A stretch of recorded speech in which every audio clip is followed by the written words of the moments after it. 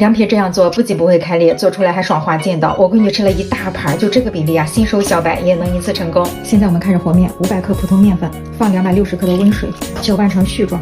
然后我们给它揉成一个稍微偏硬一点的面团。第一次揉没那么光滑，给它醒上10分钟，再揉一揉，你看现在就变得很光滑了。然后放到盆里醒发30分钟，醒发了30分钟，我们把这个水给它加进来。然后现在就可以把这个面团去给它清洗了。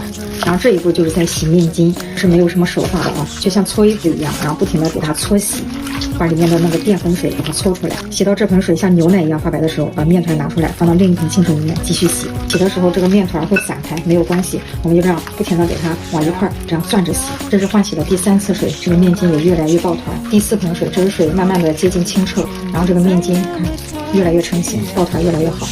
换洗了6次水，直到洗到这个面筋水像这样清澈，然后我们把这个面筋给它盘一盘，1斤面就盘出来这么点面筋。现在把所有的面粉水都过滤到这个大盆里面，刚好满1盆，然后这个渣渣给它捞出来。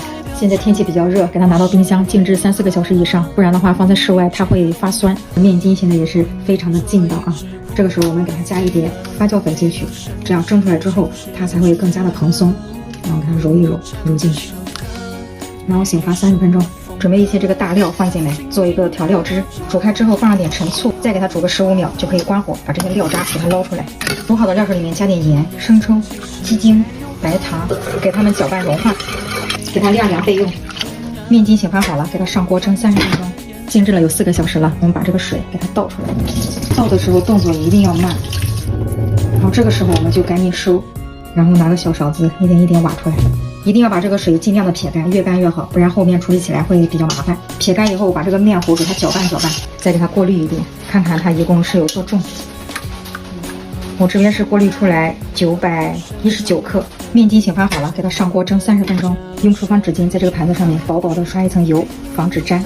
每一次舀这个浆糊的时候，都给它翻拌翻拌，防止它沉底。然后挖个一勺，放到盘子里面来。水开之后，我们放进来，先不要松手，这样给它转一转，让它定个型。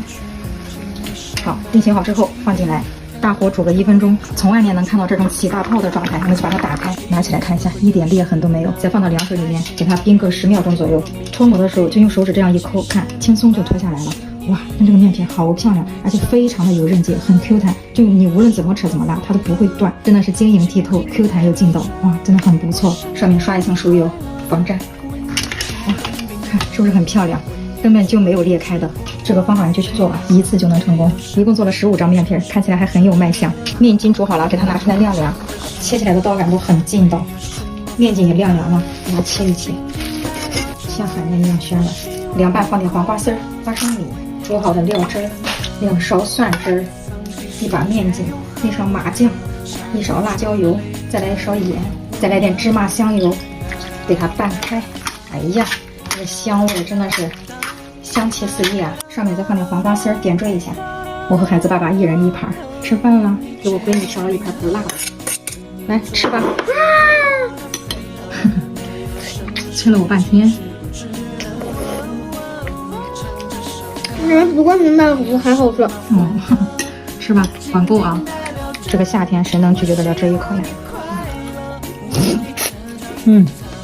记住了。对啊。